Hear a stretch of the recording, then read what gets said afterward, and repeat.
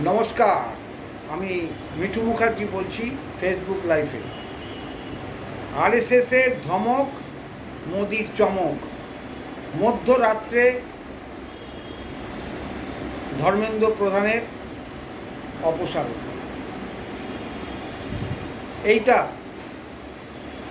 অনেক আগেই হওয়া উচিত ছিল, কিন্তু যাকে বলে অস্মিতা, ইগোর কারণে এইটা চলছিল, কিন্তু করতেই হলো। সেই আরএসএস ভারতবর্ষে যখন যেখানে বিপদ এসে দাঁড়িয়েছে, আরএসএস মানে সংঘ বুক পেতে দাঁড়িয়ে পড়েছে। 1962 চীন যুদ্ধে স্বয়ং জওহরলাল নেহরু বলেছিলেন, ভারতবর্ষের ন্যাশনাল আর্মির পরেই আরএসএস দেশকে প্রতিরক্ষা করতে পারে। কিন্তু আরএসএসকে সবাই বলে থাকে যে সাম্প্রদায়িক। আরএসএস বর্তমানে তামিলনাড়ু সরকার থালাপতি তাকেও সমর্থন জানাচ্ছে, কারণ সে দেশ বিরোধী কাজ করছে না, দেশের পক্ষে, দেশের মঙ্গলের জন্য, মানুষের জন্য কাজ করছে। এই ধর্মেন্দ্র প্রধানের ইস্তফাটা আগে হলেই আজকে এই আন্দোলনটা গড়েই উঠত না। সেই জন্যে আমাদের সর্বদাই আরএসএসকে মনে রাখতে হবে, অপরিহার্য, অনস্বীকার্য, ইনডিসপেন্সেবল ফর ইন্ডিয়া। তাই আমি বলি, প্রতিটা বাড়িতে একজন করে যদি আরএসএস থাকে, তাহলে ভারত সুদৃঢ় হবে, ভারতের প্রতিরক্ষা শক্ত হবে, দেশ বিরোধী কাজ বন্ধ হবে। এইটা আমি সবাইকে বলছি, নিজেকেও বলছি। আরএসএস ভারতবর্ষের ত্রাণকর্তা। এই যে পর্বটা চলল, আমাদের মহামান্য আদালত বিচারপতি, যিনি এই স্টুডেন্টদের একটা নাম আখ্যা দিয়েছেন ককরোচ, এটাও কিন্তু শালীনতার সীমা ছাড়িয়ে গেছিল। বিচারকরা 7 খুন মাপ হবে তাদের, তা নয়, তারা যা বলবে সেটাই মানতে হবে। কারণ আমাদের সংবিধানে একটা জায়গা আছে, লোকসভা এবং রাজ্যসভায় এই বিচারককে বিরুদ্ধে একটা ইমপিচমেন্ট হওয়া উচিত ছিল। কারণ ছাত্রদের তিনি যে ভাষায় সম্বোধন করেছেন সেটা শালীনতা সীমা ছাড়িয়ে গেছে, কিন্তু সেটা হয়নি এবং তার জন্য অনেক খেসারত আমাদের দিতে হলো।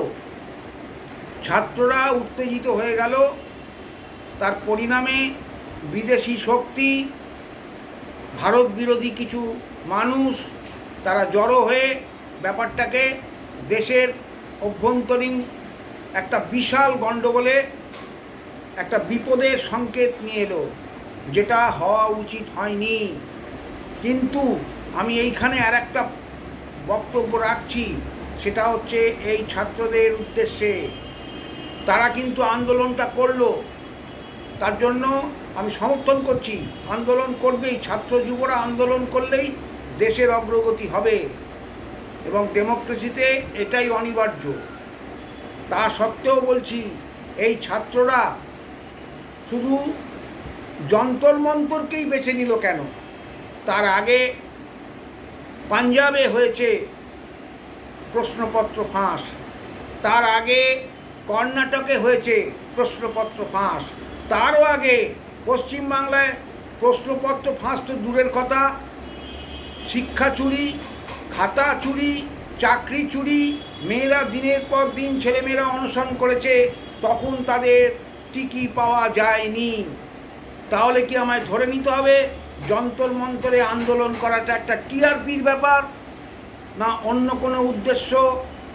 সেটাও আমাকে ভাবতে হবে। আদালত যেমন বলে সীমা ছাড়িয়ে গেছিল, এটাও কিন্তু আমাদের ভাবতে হবে ছাত্ররা কি ঠিক পথে আছে।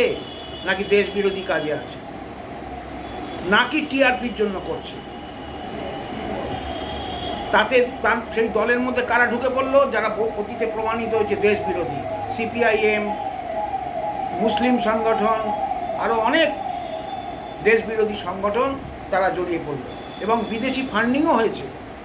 একজন বিদেশি সাংবাদিক, আমেরিকান সাংবাদিক পর্যন্ত বলেছেন যে এখানে একটা লবিবাজি চলছিল ধর্মেন্দ্র প্রধানকে অপসারিত করার জন্য, কারণ ধর্মেন্দ্র প্রধান ভারতের শিক্ষানীতিকে আমূল বদলাতে চেয়েছেন। যেটা অতীতে ছিল বিদেশি যারা ভারতবর্ষকে আক্রমণ করে রাজত্ব করেছে তাদেরই জয়গাথা ছিল, কিন্তু ধর্মেন্দ্র প্রধান সেটাকেই চেঞ্জ করে তার পরিবর্তে ভারতের যারা সনাতনী, যারা ভারতের হিন্দু রাজা, তাদের লোকগাথা, তাদের কাহিনী, তাদের গল্প তিনি প্রতিষ্ঠা করতে চেয়েছেন। তাই আমি বলি ছাত্রদের উদ্দেশ্যে আরেকবার যে আপনারা কোনো আন্দোলন করার আগে ভালো মন্দ, দেশের ভালো মন্দ বিচার করে তবেই অংশগ্রহণ করবেন। আন্দোলন করলেই হলো না, আন্দোলনটা ঠিক পথে নিয়ে যাওয়াটাই সবথেকে বড় আশু কর্তব্য। তাই আমি আরেকবার প্রথমেই মোহন ভগতজি, তারপরে প্রধানমন্ত্রী শ্রী নরেন্দ্র মোদীজি, তারপরে ধর্মেন্দ্র প্রধান আমাদের প্রাক্তন শিক্ষামন্ত্রীকে ধন্যবাদ জানিয়ে late is better than never এই কথাটা বলে আমি আমার আজকের বক্তব্য শেষ করছি, যাতে ভবিষ্যতে এরকম ধরনের ভুল আমাদের না হয়। জয় হিন্দ, ভারত মাতা কি জয়।